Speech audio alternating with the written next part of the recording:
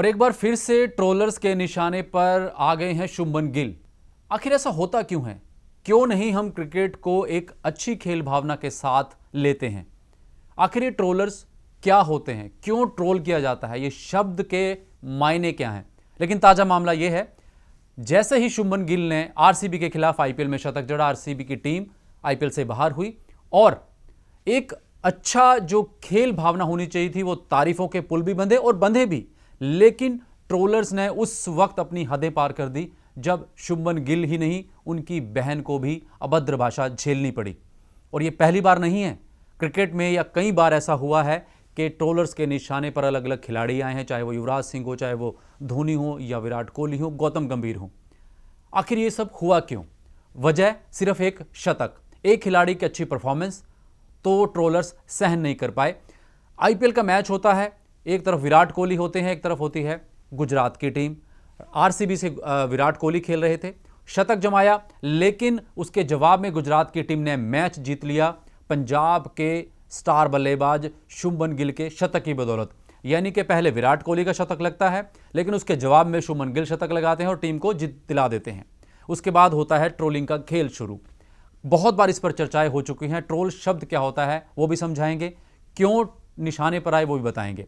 पहली बार ये समझाते हैं कि ट्रोलर्स क्या करते हैं। एक ऐसा समूह जो उत्तेजित होकर भाषा शब्दों के मायने नहीं जानता, वो जो लैंग्वेज होती है वो काफ़ी एक कह लें अभद्र भाषा का प्रयोग करते हैं। गुस्से में बहुत कुछ बोला जाता है, ट्रोल कहा जाता है, जिसे कहते हैं ट्रोल करना। यानी कि एक पर्टिकुलर व्यक्ति के खिलाफ एक समूह है वो ट्रोल करता है। उदाहरण के तौर पर जिस तरह से शुभमन गिल ने शतक बनाया, तो जो आरसीबी के फैंस थे उन्होंने गुस्से में शुभमन गिल को और उनकी बहन को अभद्र भाषा का प्रयोग करना शुरू कर दिया। ये वो फैंस होते हैं जो अपनी भाषा पर कंट्रोल नहीं रख पाते, कुछ भी किसी भी तरह की ये भाषा का प्रयोग करते हैं सोशल मीडिया पर। शुभमन गिल का जो इंस्टाग्राम अकाउंट है, चाहे उसकी बात करें या अपने अपने जो ट्विटर अकाउंट है उनकी बात करें, शुभमन गिल और उनके परिवार यानी उनकी सिस्टर को इस पर निशाने पर रखा गया। लेकिन जिस तरह से हमेशा क्योंकि क्रिकेटर्स को एक तरह से दबाव झेलने की आदत होती है, शुभमन गिल ने कोई गलत काम नहीं किया, वो अपनी टीम की तरफ से खेलते हैं, शतक बनाते हैं, हर एक खिलाड़ी करता है।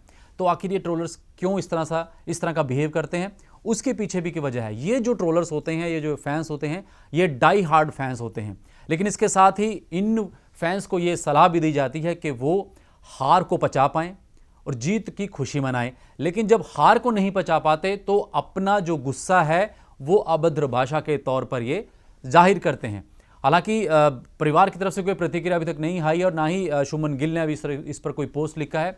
लेकिन अगर बात करें, बहुत से ऐसे केसेस हुए हैं जिस तरह मैंने जिक्र किया, चाहे वो धोनी का हो, युवराज सिंह का हो या तमाम जो दूसरे खिलाड़ी हों, या कई बार राजनीति की कुछ चलकर चर्चाएं होती हैं। ट्रोलर्स हमेशा अभद्र भाषा का, बहुत ही एक बिलो द बेल्ट जो भाषा होती है उसका प्रयोग करते हैं और खासकर इस हद तक गुजर जाते हैं कि आप सोचिए कि शुभमन गिल की बहन को रेप तक की धमकियां। तो इस तरह की भाषा का प्रयोग नहीं होना चाहिए, ये सभ्य समाज का हिस्सा नहीं है। एक खिलाड़ी वो देश के लिए खेलता है, आप एक पर्टिकुलर एक टीम के फैंस हैं, लेकिन आपको अपनी भाषा भी कंट्रोल रखनी चाहिए। आखिरकार जब वो इंडिया की तरफ से खेलते हैं तब यही फैंस उनको तालियां बजाते हैं, लेकिन जब आरसीबी हार गई तो उन फैंस का अगर दिल भी टूट गया तो उनको खेल भावना दिखानी चाहिए।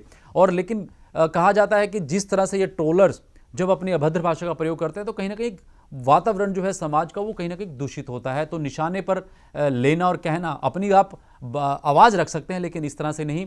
और शुभमन गिल के परिवार या उनके तरह से कोई प्रतिक्रिया भी इस पर नहीं आई है।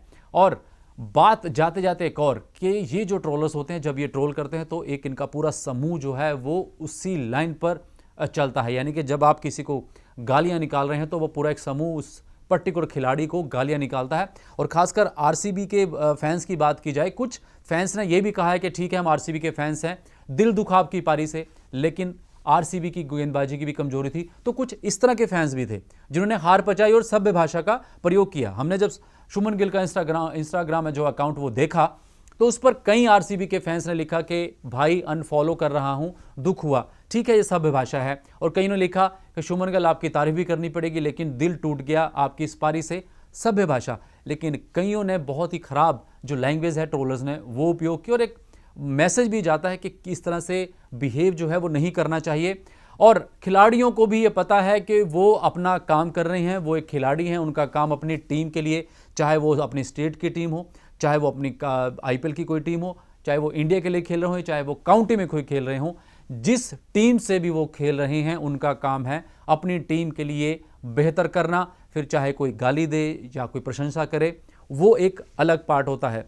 इससे पहले आपको अर्शदीप का भी एक वाक्य याद होगा, जब पाकिस्तान के खिलाफ अर्शदीप से कैच छूट गया था तो तब भी उनको जमकर ट्रोल किया गया था, लेकिन अर्शदीप ने कहा था कि उन्हें फ़र्क नहीं पड़ता क्योंकि वो अपनी टीम, अपने देश के लिए खेल रहे हैं, ये उनके लिए गर्व की बात है। और इस तरह का ही मनोबल प्लेयर्स को आगे बढ़ाता है।